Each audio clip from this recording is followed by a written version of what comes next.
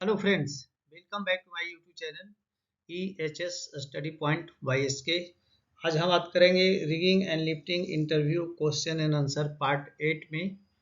तो चलिए इसमें देखते हैं, बहुत सारे क्वेश्चन इसमें भी है, ऐसे क्वेश्चन भी पूछे जा सकते हैं। तो चलिए सबसे पहले देखते हैं, क्वेश्चन है what are the safety tips for EOT crane operator.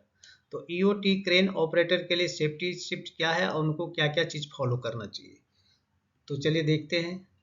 Know the rated load capacity of the crane, यानी क्रेन ऑपरेटर को ये जरूरी है कि वो उसकी क्रेन की रेटेड कैपेसिटी क्या है उसके बारे में फुल्ली नॉलेज होना, ताकि उसके आधार पे जब भी वो लोड उठाते हैं तो ध्यान में रहे कि हमें कितना उठाना है। नेक्स्ट है नेवर अलाउ ए को worker between a fix object and the load.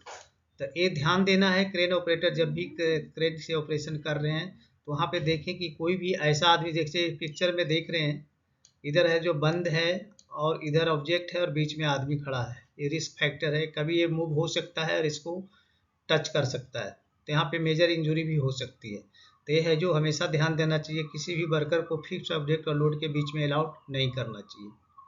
Do not overload crane और होस्ट, क्रेन को और होस्ट को ओवरलोड नहीं करना है।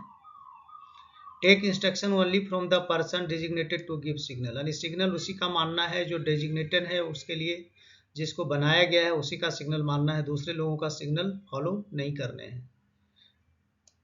To pick up a load move the crane and hoist hook directly above the load to eliminate the possibility of side loading and minimise the load. तो side loading यहाँ पे नहीं करना है। यहाँ पे देख रहे हैं इस पिक्चर में एक चीज और भी देख रहा है, ये साइड लोडिंग है।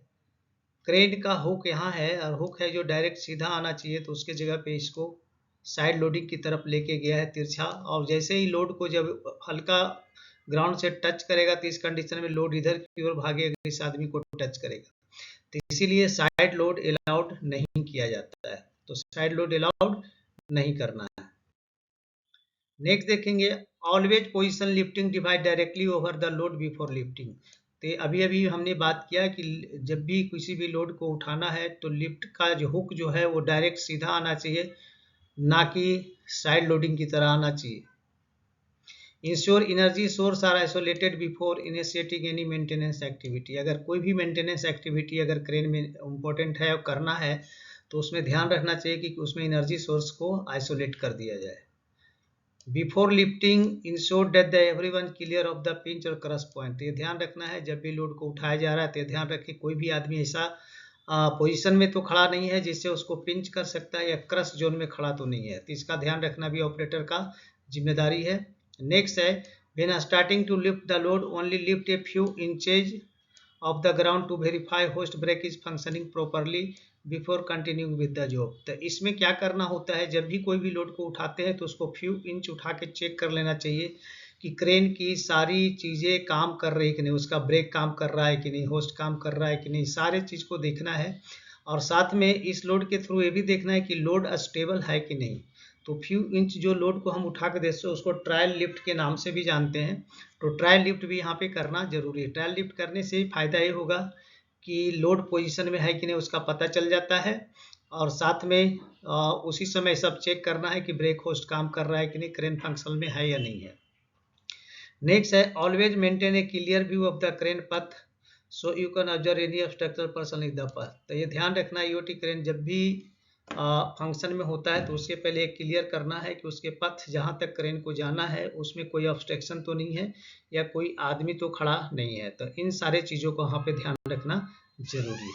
चलिए इसके बाद आपसे क्वेश्चन पूछा जा सकता है कि what are the hazards in mechanical material handling. यानी मैकेनिकल मटेरियल हैंडलिंग का मतलब वो क्रेन ऑपरेशन जो हो रहा है, क्रेन से काम कर रहे हैं, फराना से काम कर रहे हैं, टायर माउंटेड से काम कर रहे हैं, या फिर कोलैटरल क्रेन से काम कर रहे हैं, किसी भी कंडीशन में यहाँ पे हजार्ड क्या क्या हो सकता है। तो सबसे पहले ग्राउंड फेल्योर हो सकता है। अगर कम्पैक्टेड ग्राउंड पे अगर क्रेन खड़ा नहीं है तो वहाँ पे फेल्योर होने के कारण एक्सीडेंट हो सकता है। इक्विपमेंट फेल्योर हो सकता है, ये हजार्ड है। ह्यूमन फेल्योर हो सकता है, यानी गलत आदमी ने गलत है जो स्लिंगिंग किया है, ये रिगिंग किया है। रिगिंग फेल्योर हो सकता है, लोड फेल्योर हो सकता है, इन्वायरमेंटल कंडीशन के कारण कुछ प्रॉब्लम हो सकते हैं, यानी काफ़ी जोर से आंधी तूफान या कुछ हो रहा है, या लाइट ठीक से नहीं है, लाइटिंग ठीक नहीं है, प्रोक्सिमिटी हैजार्ड, अगल बगल भी कोई चीज़ जैसे कोई स्ट्रक्चर है जिसमें टकराने का डर है या ओवरहेड पावर लाइन है, इसका प्रॉब्लम हो सकता है।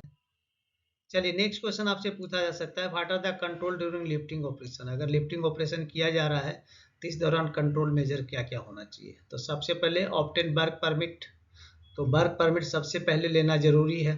वर्क परमिट में सारी चीज़ मेंशन रहते हैं और उसमें जो चीज़ अगर मेंशन रहता है, अगर उन सारी चीज़ों को अगर फॉलो किया जाता है तो एक्सीडेंट की संभावना बिल्कुल जीरो हो जाती है almost. Prepare lift plan, lift plan बनाना है। TPI crane, lifting tools and tackle, तो जितने भी क्रेन हुआ या लिफ्टिंग टूल्स एंड टैकल का थर्ड पार्टी इंस्पेक्शन जरूरी है। Competency of crane operator, riggers and backman, तो ये देखना है, इसको ट्रेड वैलिडेशन के नाम से भी जानते हैं। तो यहाँ पे ट्रेड वैलिडेशन क्रेन ऑपरेटर का, रिगर्स का या बैंक्समैन का करना जरूरी है, ताकि ये पता लगा सके कि उस फील्ड में उनको कितने नॉलेज है और प्रॉपर नॉलेज है भी या नहीं है। Colour coding of lifting tools and tackle, तो लिफ्टिंग टूल्स एंड टैकल में एज पर जो रिक्वायरमेंट है वहाँ पे कलर कोडिंग होना चाहिए। कहीं कहीं मंथली होता है, कहीं क्वार्टरली होता है, तो उसके आधार पे उस महीने का कलर कोड है कि नहीं इसका इंश्योर करना जरूरी है। Do not stand stay between suspended load, suspended load के नीचे खड़ा नहीं होना है। Display danger sign board and barricade, जब भी क्रेन ऑपरेशन चल रहा है तो वहाँ पे डेंजर साइन बोर्ड को डिस्प्ले करना है और बैरिकेड करना है, ताकि उसमें दूसरे लोग प्रवेश ना करें और लोगों को मालूम पड़े कि यहाँ पे क्रेन ऑपरेशन हो रहा है। Using right rigging tools and tackle, तो टूल्स एंड टैकल जो होना चाहिए, रिगिंग टूल्स एंड टैकल जो हो राइट होना चाहिए। टैग लाइन का इस्तेमाल करना चाहिए ताकि लोड में मूवमेंट को कंट्रोल किया जा सके। Good communication between operator and signal man, तो बहुत ही कंपलसरी है, इसके अंदर है जो कम्युनिकेशन अच्छी होनी चाहिए, मतलब सिग्नल मैन जो सिग्नल दे रहा है उसको ऑपरेटर को समझना चाहिए। एंड नो ओवरलोडिंग, ओवरलोडिंग करना अलाउड नहीं है। चलिए इसके बाद क्वेश्चन आपसे पूछा जा सकता है, how to maintain lifting tackle safety. Lifting tackle safety को मेंटेन कैसे करेंगे, तो सबसे पहले पीरियोडिक इंस्पेक्शन करना पड़ेगा, तभी वो मेंटेन रहेगा। पीरियोडिक इंस्पेक्शन में सब कुछ पता चलेगा। SWL मार्किंग उस पर होना चाहिए, जैसे कि यहाँ पे देख रहे हैं SWL लिखा हुआ इसमें, तो SWL मार्किंग होना चाहिए। डेली चेकलिस्ट भरा जाना चाहिए। फ्री फ्रॉम कोरोजन, उसमें कोरोजन नहीं होना चाहिए। आइडेंटिफिकेशन नंबर उस पर कुछ होना चाहिए। कलर कोड उस पर होना चाहिए, कौन सा महीने का कौन सा कलर कोड है, तो कलर कोड से क्लियर होता है कि इसका चेक हुआ है। फिजिकल इंस्पेक्शन किया जाना, फिजिकल इंस्पेक्शन मतलब बाहर से चेक करना, उसमें कहीं क्रैक तो नहीं है, कुछ और प्रॉब्लम तो नहीं है, तो ये सब देखना जरूरी है। चलिए उसके बाद आपसे क्वेश्चन पूछा जाता है, what are the control measure for crane operation. तो इसमें ensure lift plan, lift plan को इंश्योर करना जरूरी है। रिस्क असेसमेंट NGS से फिल करना है। इंस्पेक्शन चेकलिस्ट जो उसका होता है उसको प्रॉपरली भरना है। परमिट टू वर्क सिस्टम को फॉलो करना है, उसको उसमें जितने भी इंस्ट्रक्शन दिए गए उसको फॉलो करना है। Competent operator, rigger and signal man होना चाहिए, यानी कि कॉम्पिटेंट का मतलब होता है उसके अंदर कॉम्पिटेंसी होनी चाहिए, रिगर का सिग्नल, यानी कि ट्रेड वैलिडेशन करना जरूरी है। Inspection and maintenance of lifting equipment and tools and tackle, तो यहाँ पे इंस्पेक्शन भी होना चाहिए, मेंटेनेंस भी होना चाहिए लिफ्टिंग टूल्स एंड टैकल का। Firm and level ground condition, तो जहाँ पे क्रेन को खड़ा करना है वो ग्राउंड है जो फर्म होना चाहिए, लेवल ग्राउंड होना चाहिए, अप डाउन नहीं होना चाहिए।